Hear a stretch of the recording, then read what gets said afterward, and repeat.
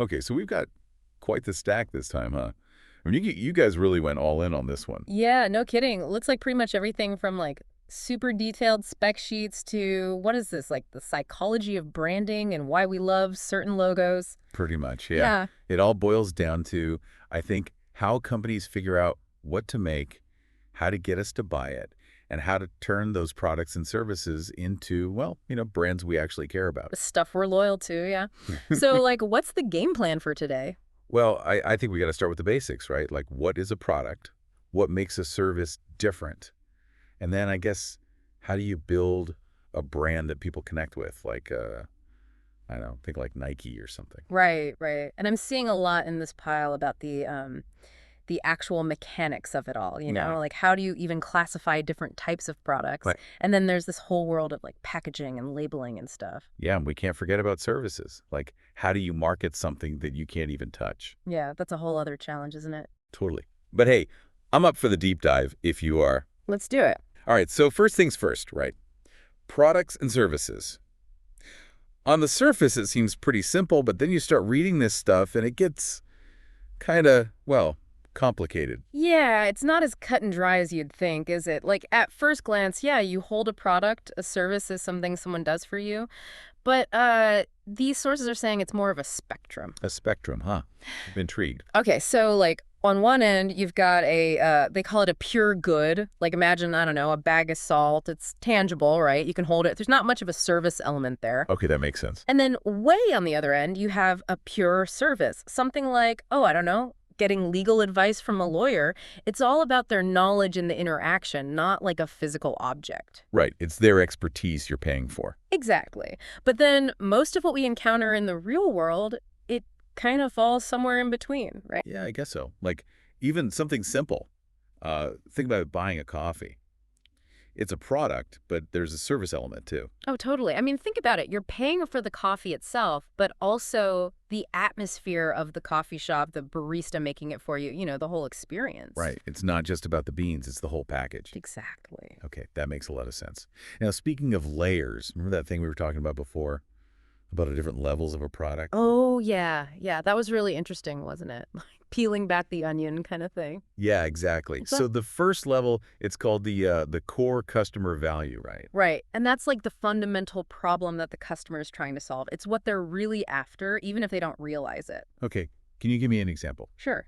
Like, let's say someone is buying a drill. They're not actually buying a drill, right? What they really want are holes. Like, that's the core value they're seeking. Whoa, mind blown. That's actually really deep when you think about it. And marketers really need to nail this because if they don't, their whole product could miss the mark. Like, imagine if a drill company was so focused on, like, I don't know, the color of the drill or something superficial and they forgot about making holes. Right, it'd be useless. Exactly.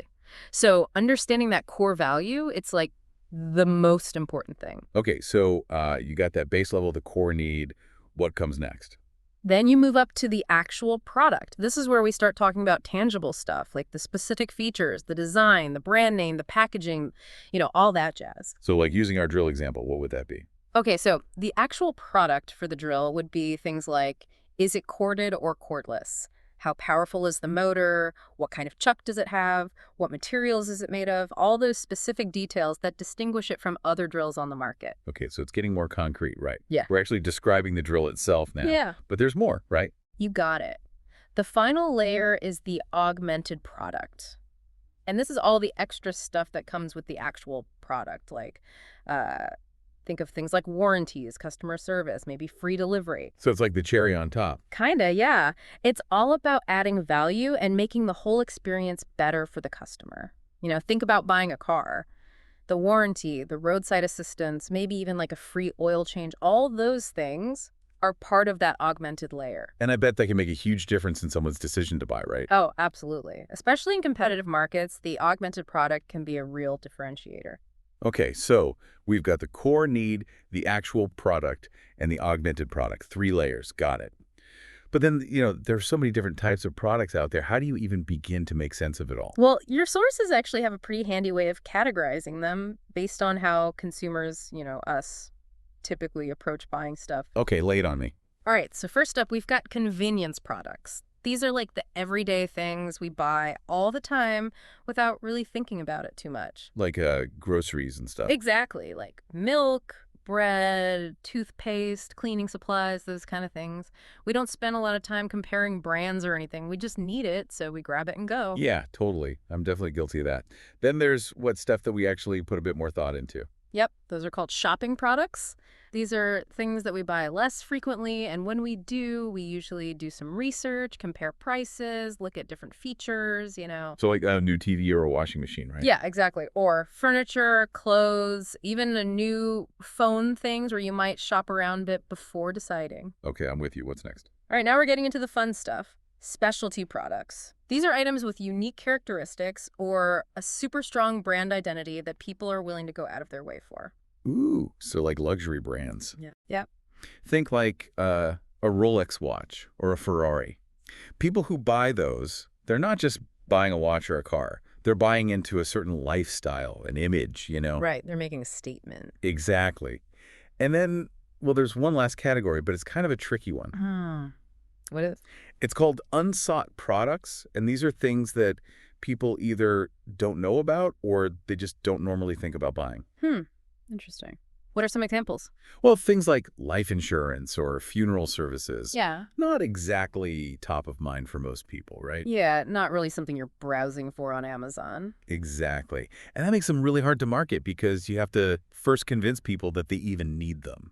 So a whole different marketing challenge. Big time. Okay, so that's products in a nutshell. But what about brands? I mean, everyone knows what a brand is, but is there like a technical definition? Yeah, it's definitely more than just a logo or a name, right? It's like the whole feeling you get from a company or a product. Exactly. Like Apple feels different from, I don't know, Samsung, even though they both make phones. Totally. A brand is essentially the sum of all the experiences and associations that people have with a company.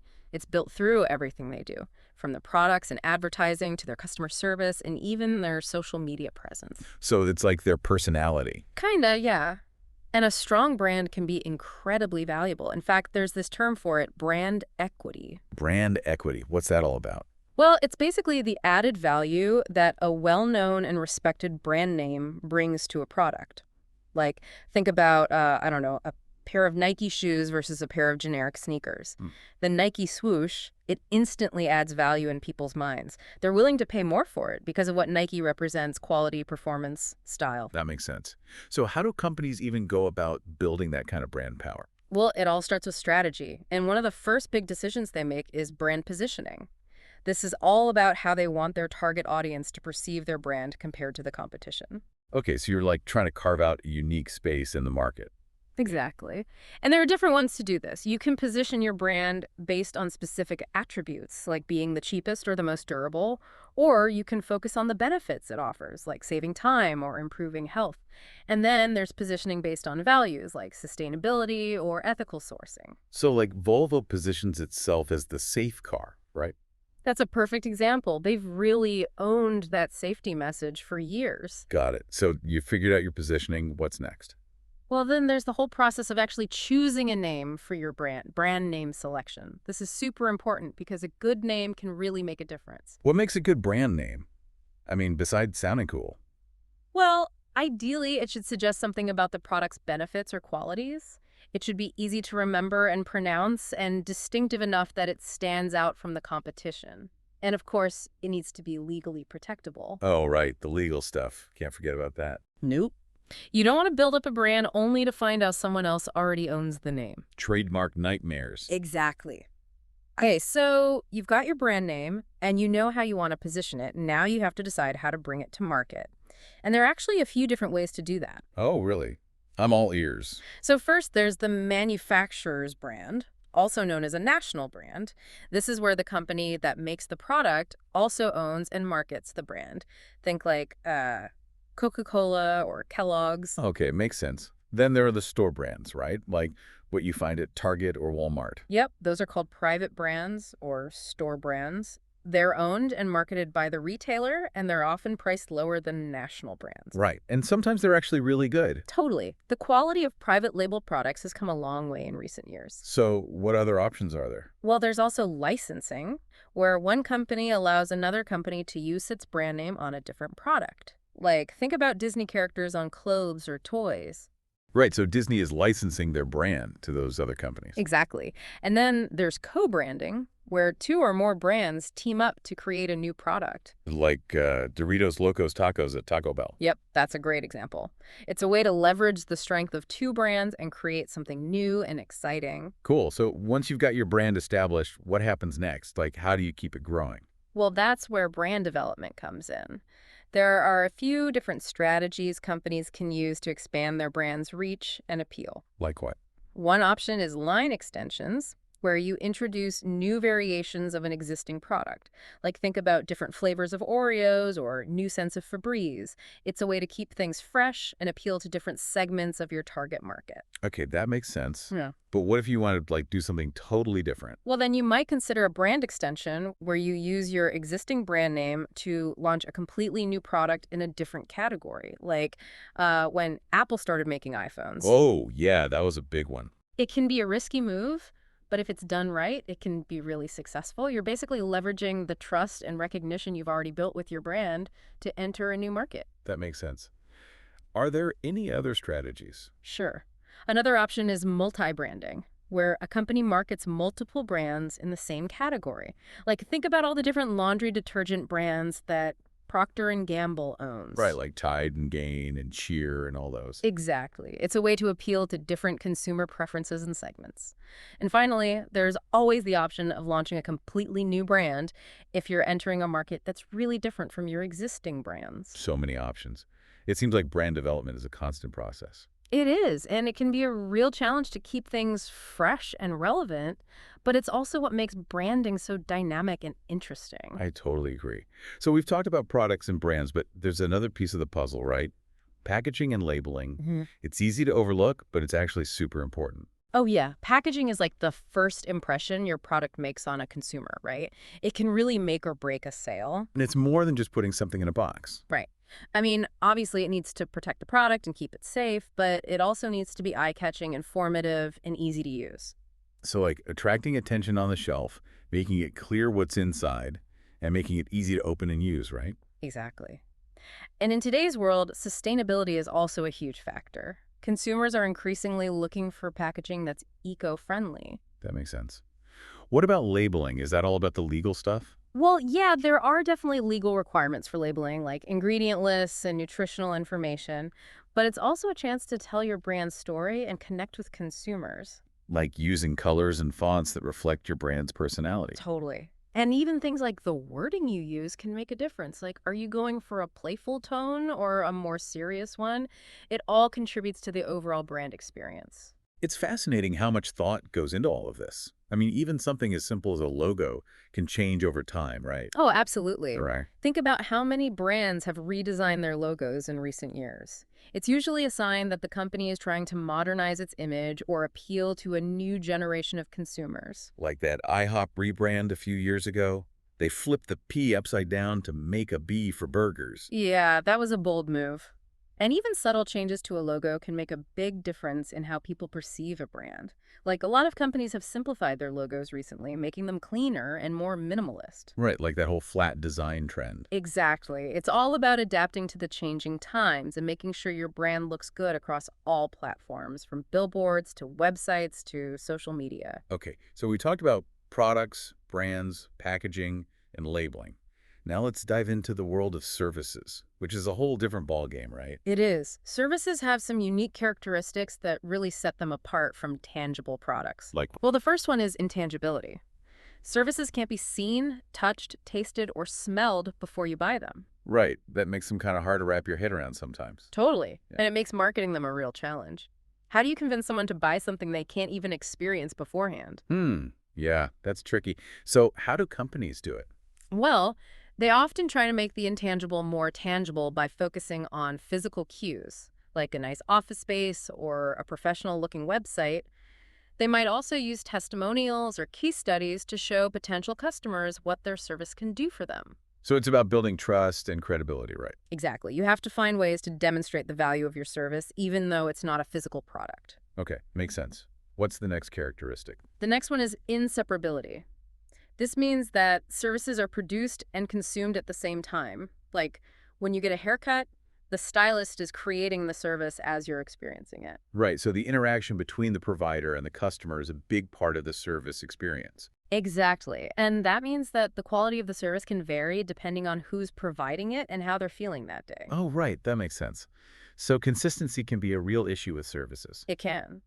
Which brings us to the third characteristic, variability. The quality of a service can fluctuate depending on who provides it, when, where, and how it's delivered. So, like, you could get a great massage from one therapist, but a mediocre one from another at the same spa. Exactly. And that's why service businesses have to work extra hard to train their employees and standardize their processes as much as possible. I guess you can't always control the human element, though. Nope. And that's part of what makes marketing services so challenging. And then finally, there's perishability, which means that services can't be stored or inventoried. So, like, an empty seat on a flight is lost revenue that can never be recovered. Exactly. And that's why service businesses often use things like dynamic pricing and special promotions to try to manage demand and maximize capacity. Makes sense.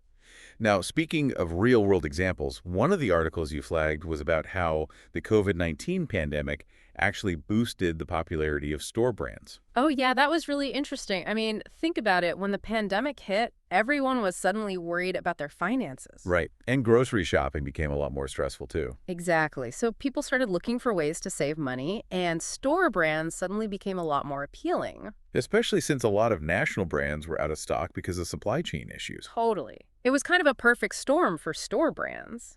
And the article highlighted how some retailers, like Trader Joe's, really benefited from this trend because they already had a strong reputation for their private label products. It just goes to show how even something as disruptive as a pandemic can change consumer behavior and create opportunities for different brands. Okay, let's wrap things up by talking about some specific brand examples, to really bring all this to life. Love that. So who do we want to start with? How about a classic? Nike. Oh, yeah. Nike's a great one. I mean, they've managed to build a brand that's about so much more than just shoes and apparel. They've tapped into this whole idea of athletic achievement and pushing your limits. Right, it's aspirational, but it's also relatable. Like, anyone can be an athlete in their own way, right? Right, totally. And their marketing campaigns are legendary. They always manage to capture the emotion and the energy of sports. Plus, that swoosh logo, it's one of the most recognizable symbols in the world. And it stands for quality. Like, Uh, you're getting something good when you buy Nike. Absolutely. They've built up that reputation over decades. Okay, what about Disney? They're another brand that's, well, kind of magical, isn't it? Totally. I mean, they've created these characters and stories that have resonated with people for generations, and they're masters of brand licensing, putting Mickey Mouse on everything from clothes to toys to theme parks. And it works. People love it. It's like they're buying a little piece of that Disney magic. Exactly. They've tapped into something really powerful, something emotional. Okay, here's a different kind of brand. McDonald's. What makes them so successful? Well, for one thing, they're incredibly consistent. You know what you're getting when you go to a McDonald's, no matter where you are in the world. And they've managed to maintain that consistency for decades, which is really impressive. Right, it's familiar, it's comforting, Hmm. and they've adapted over the years too, like adding healthier options to their menu and updating their restaurants to look more modern. Exactly. They've evolved with the times while still staying true to their core brand identity. Makes sense. What about Uber? They've kind of become synonymous with ride sharing, haven't they? Oh, absolutely. That's a great example of a brand name becoming so popular that it basically becomes the generic term for the product. So like people say, I'm going to Uber there, Yeah. even if they're using Lyft or another ride sharing service. Exactly. That's the power of a really strong brand. Okay, let's talk about some brands that are maybe a little less flashy, but still really effective, like Allied Van Lines and North American Van Lines. Hmm. Their names basically tell you exactly what they do. Yeah, those are great examples of descriptive brand names. They're clear, they're concise, and they leave no room for confusion. And for a service like moving, where trust and reliability are so important, that kind of straightforwardness can be really valuable. Definitely. What about store brands? We talked about them earlier, but are there any specific examples that stand out? Well, I think Amazon, Target, and Walmart have all done a really good job with their private label brands in recent years. I've noticed that. Like Target's brand is actually pretty good, and it's way cheaper than the national brands. Totally. And Amazon's got a whole bunch of private label brands across different categories, from electronics to clothes to food. They're really investing in it. It seems like private label brands are becoming more and more mainstream. They are. And I think it's partly because consumers are savvier than ever. They're not just automatically choosing the national brand anymore. They're willing to try store brands and see if they like them, especially if they can save some money. Makes sense. What about brand extensions? Are there any examples that really stand out to you? Well, I think Google Nest is a good one. They took their strong brand recognition from Google and used it to launch a whole line of smart home products. Right. And it makes sense. Like, if I trust Google with my search results, I might also trust them with my thermostat or my security camera. Exactly. It's all about leveraging that existing brand equity. Okay, last example. Colgate Palmolive. They've got their hands in so many different product categories. How do they manage all those brands? Well, they're a great example of a company that's really good at multi-branding. They own a ton of different brands across categories like oral care, personal care, and home care. Right, like Colgate toothpaste, Palmolive dish soap, soft soap, hand soap, Irish Spring body wash. They're everywhere. Exactly. And they've managed to build up strong brand recognition and loyalty for each of those individual brands while also benefiting from the overall reputation of the Colgate-Palmolive company. That's impressive. It seems Mm. like they've really mastered the art of brand management. They have. And it's not easy. It takes a lot of careful planning and execution to build and manage a successful brand portfolio like that. Well, I think we've covered a lot of ground today, haven't we? We started with the basic building blocks of products and services, then moved on to the fascinating world of branding, and finished up with some real-world examples that really bring it all to life. It's pretty incredible, isn't it? I mean, think about all the thought and effort that goes into creating the products and brands we interact with every day. It's easy to take it all for granted, but there's a whole universe of strategy and creativity behind it. Absolutely. And it's constantly evolving, too. New technologies, changing consumer preferences, global events, it all impacts how brands are built and managed. So for everyone listening out there, next time you're shopping or just going about your day, take a moment to really consider the brands you encounter. Think about what they represent, what their story is, and how they're trying to connect with you. Are they appealing to your emotions? Are they highlighting their functional benefits? Are they trying to align with your values? It's fascinating to analyze brands through this lens. And ultimately, what makes certain brands stand out to you? What are those qualities that make you loyal to a particular product or service? It's a question worth pondering. And maybe, just maybe, this deep dive has given you some new tools and insights to do just that. I hope so. Me too.